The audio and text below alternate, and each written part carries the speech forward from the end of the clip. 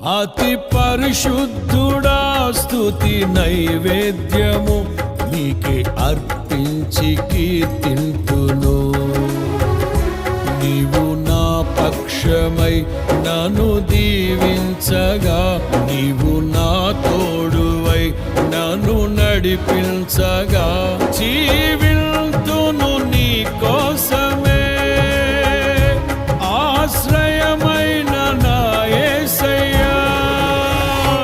అతి పరిశుద్ధుడా స్తుతి నైవేద్యము నీకే అర్పించి కీర్తింతును.